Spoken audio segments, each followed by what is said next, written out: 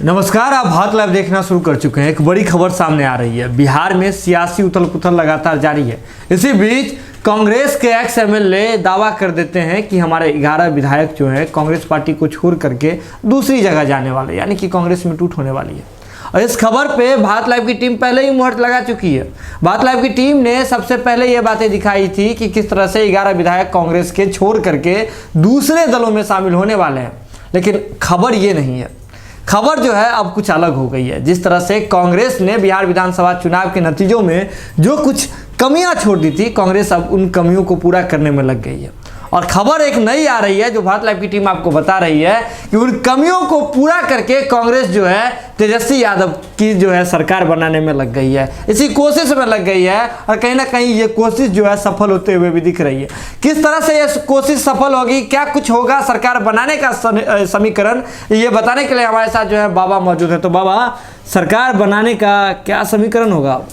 सुमन, दौड़े दौड़े तेजस्वी यादव का आना, जी, अचानक से उनका अपने कोर मेंबर्स को बुला करके बैठक करना, जी, और वो भी गुप्त, किसी को खबर नहीं, जी बिल्कुल, गुप्त बैठक करना, और कांग्रेस का ये दावा करना जी, कि बहुत जल्दी हम आपको एक शुभ समाचार देने जा रहे हैं, हम टूट नहीं रहे हैं, हम जुट रहे हैं, बिल्कुल, और हम किसी को तोड़ नहीं रहे हैं, स्वेच्छा से लोग हमारे पास आ रहे हैं, ये पुख्ता खबर हमारे पास है। हमारे पास वो सूचनाएं आ गई हैं, हमने टेलीफोनिक बात किया, और टेलीफोनिक बात जो आपने किया उस बात के आधार पर ये तो पक्का नजर आ रहा है कि सरकार तेजस्वी यादव की बन रही है। जी बिल्कुल। यानी कि कांग्रेस जो कमी, जैसा कि आपने बताया भी कि कांग्रेस ने जो चुनाव में कमियां रह गई थी, 70 सीट लेने के बाद मात्र 19 सीटें उनके प्राप्त हुई थी, लेकिन अब उसे जोड़ने का और फिर अपने सरकार में आने का पूरा प्लानिंग बनाना शुरू कर चुके हैं। जी बिल्कुल।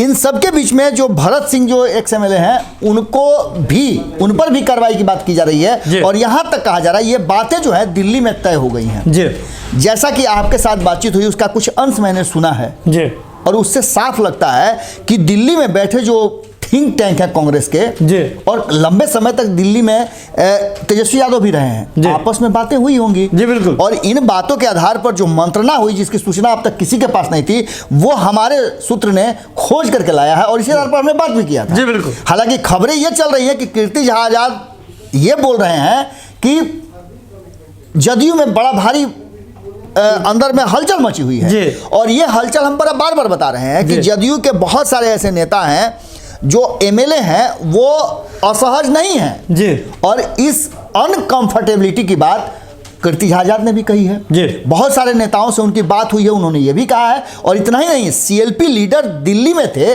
उनके साथ बैठक हुई है, दिल्ली के थिंक टैंक के साथ बैठक हुई है। उसके आधार पर जो बातें आई है सुमन, वो बातें छोटी मोटी नहीं है।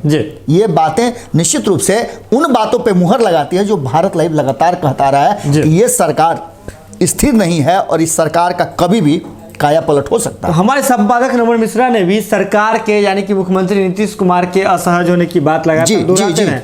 असहज टर्म उन्होंने दिया था। इसके बाद बहुत सारे अखबारों की जो है ये हेडलाइन बनी थी, असहज। इसके बाद अगर बात करें तो जिस तरह से दरारें जो बनी जदयू और भाजपा के बीच के रिश्तों में, वो तो लगातार स्पष्ट होते हुए और दिख रही है। दरारें बढ़ती जा रही है, चाहे चिराग पासवान को मंत्रिमंडल में शामिल करने का मुद्दा हो, जो सियासी गलियारों में खबर चल रही है, जो हमारे सूत्र भी इस बात का दावा कर रहे हैं, चाहे और मसले हो, शराबबंदी पर भी अब तो सवाल कर दिए भाजपा के नेता ने।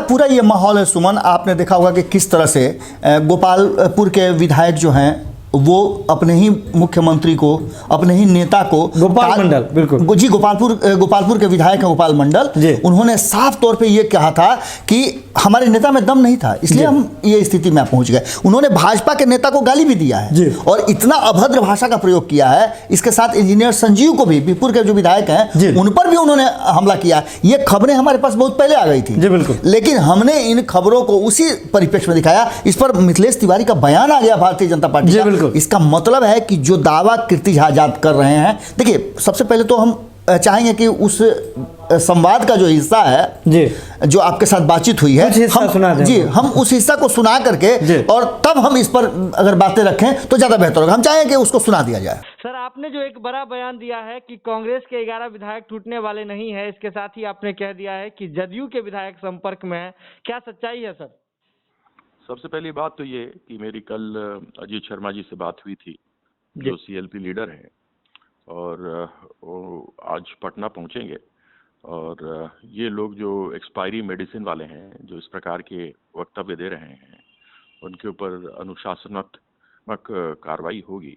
साथ ही साथ यह तो जग विदित है कि जदयू और विशेष करके मुख्यमंत्री जी उतना ज़्यादा कंफर्टेबल नहीं है और वह खुद फ्रस्ट्रेटेड फील कर रहे हैं, साथ में और लोग भी, और भारतीय जनता पार्टी को छोड़ना चाहते हैं। उसकी दमनकारी जो नीतियां हैं उसके साथ उनको घुटन हो रही है। जैसा कि आपने सुन ही लिया जी, और आपसे तो बात ही हुई है जी। बिल्कुल। तो अब ये कह सकते हैं आप कि बिहार की राजनीति में अचानक से तेजस्वी यादव का पदार्पण होना जी, सीएलपी लीडर का दिल्ली से पटना आना जी, और इस बीच में आपस में मंत्रणा दिल्ली में होना, यहाँ तक कि एनडीए के जो खेमे में लोग हैं उनसे भी बातें होने की खबरें आ रही हैं जी। बिल्कुल। बहुत सारे लोगों से बात हो गई है। इस बीच में आपको वीआईपी से में बड़ी टूट होने की बात आना जी, इधर जीतन राम मांझी का एग्रेसिव हो जाना, ये सब बातें कहीं ना कहीं कुछ कह रही हैं। और जीतन राम मांझी ने तो एक तरह से इशारा भी कर दिया है कि एगो एमएलसी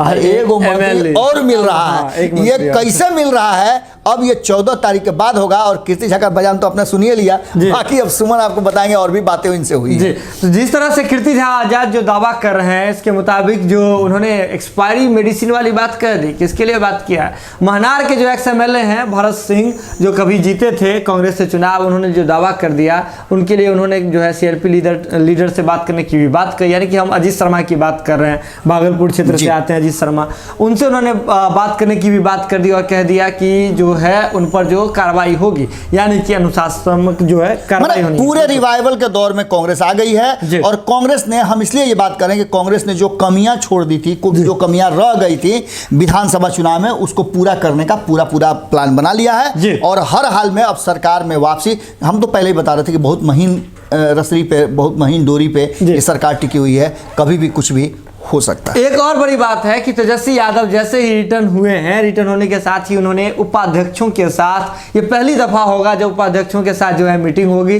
तेजस्वी यादव ने 11 जनवरी को उपाध्यक्षों के साथ मीटिंग बुला ली है और 15 जनवरी को भी एक बैठक होनी है। तो ये देखिए, एक मकर संक्रांति, चूड़ा दही से ठीक पहले, चूड़ा दही के ठीक बाद, तो कहीं ना कहीं ये समीकरण जो है कुछ और इशारा कर रहे हैं। जिस तरह से कांग्रेस के नेता के बयान आ रहे हैं, कांग्रेस के कदावर नेताओं के बयान आ रहे हैं, जदयू में, भाजपा में जिस तरह की स्थिति असहज होते हुए लगातार और दिख रही है, तो कहीं ना कहीं ये सारी बातें जो है कुछ और जो है इशारा कर रहा है। तो बने रहे बात लाइव के साथ, क्या कुछ होगा वो तो आने वाला समय बताएगा। लेकिन बात लाइव की टीम है, खबरों पे पैनी नजर बनाए रहती है, तो जरूरत है इस खबर को शेयर करने की और सहयोग करने की। शेयर करना बिल्कुल निःशुल्क है, आप शेयर का बटन दबा करके हमारा सहयोग कर सकते हैं। और आर्थिक सहयोग की भी जरूरत है, तो आर्थिक सहयोग के लिए आप हमें यूपीआई नंबर पर आकर के सहयोग कर सकते हैं। बहुत बहुत धन्यवाद।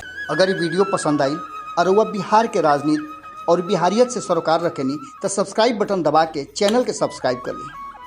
ओजे एगो घंटी बा, ओकरा बटन दबा देला से कुल सटीक और मारक खबर रुआ मुफ्त में मिल जाई। अगर रुआ पत्रकारिता के हमनी के नया प्रयोग में सहयोग कर चाहतानी तो ज्वाइन बटन दबा दी।